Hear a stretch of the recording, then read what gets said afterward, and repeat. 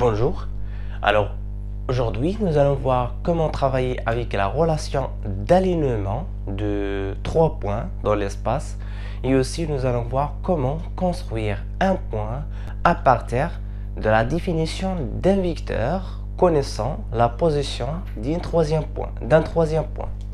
Alors, ici, dans cet exercice, nous avons ABCD est un parallélogramme. On considère les deux points E et F tels que le vecteur AF est égal 3 demi le vecteur AE et le vecteur CE est égal 1 tiers le vecteur CD. Premièrement, on va dessiner la figure. Alors, pour dessiner la figure, tout d'abord, on cherche les 3 points que l'on connaît, c'est-à-dire d'après les données, quels sont les 3 points qui sont connus ici. À partir de ce parallélogramme, nous avons les points suivants. Alors, A, B, C et D. Alors, j'ai dessiné un parallélogramme. A, B, C, D est un parallélogramme. Alors, ici, il y a 4 points. Donc, dans ces deux égalités, tout d'abord, nous devrions trouver 3 points, ou plutôt 2 points, qui sont déjà dans cette figure. Alors, premièrement, la première égalité, nous avons le point A. Voilà, il est ici dans le parallélogramme. Le parallélogramme est défini à partir d'un point A et 3 autres points. Encore F, il n'existe pas. Donc, c'est le point que l'on cherche à construire. Encore le point E, il n'existe pas. Donc, je ne travaille pas avec cette première égalité. Donc, je me concentre sur la deuxième égalité maintenant, qui est le point qui se trouve ici dans ce parallélogramme, c'est le point C. Encore, dans l'autre membre, nous avons le point D. Alors ici, il y a 2 points, c'est C, D. Voilà, on va maintenant définir le vecteur CD. On va se concentrer sur le vecteur CD. Et rappelons la propriété d'alignement de 3 points. Si on peut donc trouver un point M tel que AB est égal K multiplié par AM, on peut dire que les 3 points ABM sont 3 points alignés. Alors, l'alignement des points, lorsque on vous demande de construire ou bien de vérifier ou bien de montrer qu'il y a 3 points dans l'espace qui sont alignés, donc vous devrez apparaître cette égalité, c'est-à-dire une égalité qui est composée de 3 points. Donc, premièrement, il y a un point commun entre les deux vecteurs, c'est le point A. Donc, toujours, il faut chercher à apparaître un point commun dans cette égalité et deux autres points qui sont différents en général. C'est l'idée de départ. Lorsqu'il y a donc 3 points, on peut trouver une relation, bien une égalité qui est liée qui relie le vecteur A premier point, deuxième point et A troisième point. Voilà, on va maintenant utiliser cette propriété afin d'utiliser la propriété d'alignement. Étant donné qu'il y a un point qui est commun entre les deux vecteurs CE et CD, c'est le point C. C'est l'origine des deux vecteurs. Alors ici, nous avons l'origine de ce vecteur, c'est le point C. Et l'origine de celui-ci, c'est le point C.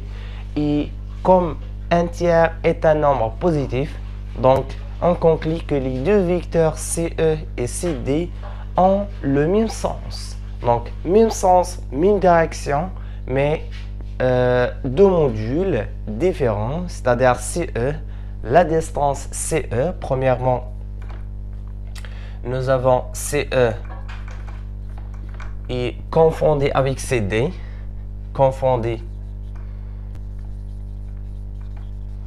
avec CD, car elles sont alignées, confondé avec CD. Deuxièmement, CE et CD ont le même sens. c'est-à-dire l'origine des deux vecteurs, c'est le point C. Donc le point E, le point où l'on cherche à dessiner ou bien on construit. Donc c'est le point E. Donc il va être dans ce sens, car C, on commence toujours par le point C. Voilà, ils ont le même sens. Les deux vecteurs ont le même sens. Encore, le module de CE est égal. Donc la distance CE est égale la distance CD divisé par 3. Voilà, maintenant je connais le sens, je connais qu'ils sont alignés et je connais la norme, c'est-à-dire la distance CE. Donc finalement, il me reste à prendre les outils pour construire, pour mettre le point C sur la droite CD. Premièrement, comme ici nous avons CD divisé par 3, donc je dois diviser cet segment sur 3. Donc voilà, c'est ici, et je prends donc la première tiers, la première de cette tiers.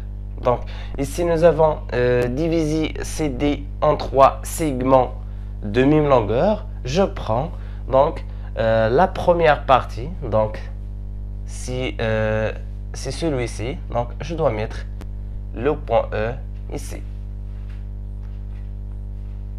car on a ici un tiers, donc c'est un tiers CD. Et parce que les deux vecteurs ont même sens. Donc le sens de CD, c'est comme ça, de C vers D. Donc aussi le point E doit être ici parce que les deux vecteurs ont le même sens. Passons maintenant à la deuxième, c'est-à-dire à construire, on cherche donc à construire F, parce que maintenant on connaît le vecteur AE. Voilà AE. Aussi, dans cette égalité, il y a un point commun. Si le point A, on déduit que les trois points sont alignés, A, F, E, ils se trouvent ou bien ils se situent sur la même droite. Donc, si la droite AE, je dois d'abord construire la droite AE. Donc, je construis la droite AE. Voilà le point E, voilà le point A, et je construis donc cette droite qui passe par les deux points AE, et je cherche le sens de chaque vecteur. Donc d'abord, nous avons le sens de AE, si de A vers C, de A vers E. Donc, le sens de AE, c'est de A vers E. Aussi, pour l'autre vecteur, l'origine doit être le point A. Voilà l'origine. Voilà le point F. Il se trouve quelque part ici parce que le sens de AE, de A vers E, doit être le même que AF. AF et AE ont le même sens. Elles sont alignées, elles se trouvent sur la même droite. F se trouve sur la droite, sa droite que j'ai dessinée. Et je cherche donc la norme. AF est égal à 3 demi AE. La distance AF est égale à 3 multiplié par AE divisé par 2. Donc, elle doit être supérieure à AE. Donc, il doit être égal à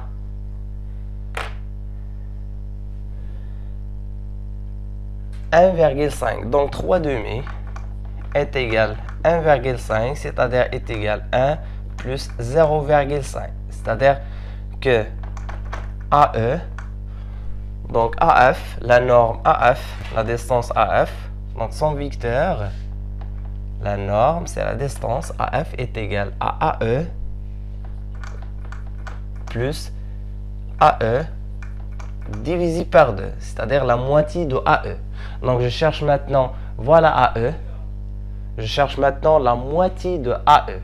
Soit vous utilisez une règle graduée ou bien un compas pour trouver le milieu de AE. Donc je cherche maintenant, j'utilise l'équerre, cette partie graduée, afin de trouver le milieu de AE. Donc, voilà.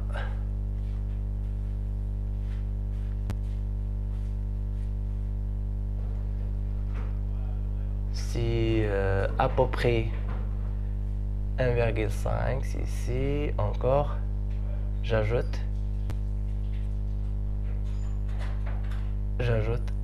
ici, c'est ici, voilà, et je prends cet marquage de là jusqu'ici et je marque, donc je dois marquer un demi AE. Voilà, c'est ici. Je dois donc mettre le point F ici. Dans la deuxième question, on vous montre que CF est égal à 1 tiers BA plus 1 demi AE. Alors, pour montrer cette égalité, on doit donc employer ces deux égalités et aussi les propriétés d'un parallélogramme. Alors, je vais commencer par cette égalité. Si on commence par cette égalité, CE, donc nous avons CE est égal à 1 tiers CD. Et remarquez bien, dans la figure, le vecteur CD. À quoi est égal le vecteur CD? Ici, nous avons un parallélogramme. Les côtés opposés sont égaux et ils sont parallèles. Donc, ici, le vecteur C vers D est égal au vecteur B vers A. Donc, est égal donc 1 tiers BA. Maintenant, il y a un terme que je cherche à apparaître ici dans cette égalité, c'est le vecteur BA. Voilà, c'est un gain pour moi. Maintenant, je cherche à apparaître les autres termes. Vous voyez ici, je cherche donc à apparaître AE et CF. Et comme ici, j'ai le point C et le point E, je dois donc employer la relation de Charles afin d'apparaître le point F. Alors, si j'employais la relation de Charles, CE est égal à CF plus FE. Encore, je sais pas à quoi est égal le vecteur FE, mais on peut donc introduire le point A. Remarquez bien que FE, on peut donc à partir de cette figure obtenir FE en fonction de FA. Mais si on employait la relation de Charles, c'est mieux. Donc est égal donc 1 tiers BA. Encore, je dois se débarrasser de ce vecteur en utilisant la relation de Charles afin d'apparaître le point A. Si je cherche à apparaître le point A, donc c'est CF, ce que je cherche, donc c'est CF plus, plus FA plus AE est égal à 1 tiers BA. Maintenant, remarquez bien que moi, je cherche à trouver à quoi est égal le vecteur CF. Donc, le vecteur CF est égal à 1 tiers BA. Voilà le premier terme ici. Et je cherche donc à combiner ces deux termes afin d'apparaître 1 demi AE. Donc, c'est moins facteur FA. Et à quoi est égal FA? Donc, c'est AF que j'ai ici. C'est moins 3 demi. Donc, moins, donc est égal à 1 tiers BA moins FA plus AE. Maintenant, j'essaie de remplacer FA par FA. À quoi est égal FA? Si on a AF, AF est égal 3 demi AE. FA est égal moins 3 demi AE. Donc, je remplace FA par moins 3 demi AE. Donc, est égal 1 tiers BA moins, je remplace FE par moins 3 demi AE et je factorise par AE. Donc, elle me reste à la place de AE, je mets 1 et à la place de FA, je mets donc moins 3 demi. Plus, et ici, nous avons le vecteur AE. Voilà. Si j'effectue maintenant cette somme, qu'est-ce que j'obtiens? J'obtiens donc 1 tiers BA. J'effectue cette somme rapidement ici. Donc, moins 3 demi plus 1 est égal à moins 3 demi plus 2 divisé par 2 est égal donc 2 moins 3, c'est moins 1 demi. Voilà, c'est moins 1 demi. Moins avec moins, c'est plus 1 demi AE. Alors, passons à la troisième question. J'efface tout ça. Donc, dans la troisième question, on va montrer que CF est égal à 1 tiers BF. Alors, ici, on va donc utiliser le résultat de la question précédente, c'est-à-dire la question numéro 2. Donc, on va utiliser cette formule. On a, d'après la question numéro 2, CF est égal 1 tiers BA plus 1 demi AE. Maintenant, vous voyez bien que je dois obtenir CF est égal 1 tiers BF. Et remarquez bien qu'il y a 1 tiers ici, et nous n'avons pas 1 tiers ici, mais si vous remarquez bien qu'il y a 3 demi. Alors, si j'essaie maintenant de factoriser par 1 tiers, qu'est-ce que j'obtiens? Ici, nous avons 1 tiers facteur. Alors, facteur quoi? Facteur BA plus 3 multiplié par 1 demi AE, c'est 3 divisé par 2 AE. Voilà. Ce que j'ai fait ici, c'est j'ai essayé de factoriser par 1 tiers parce qu'on veut donc un vecteur qui commence par le point A et qui doit être fini par le point F.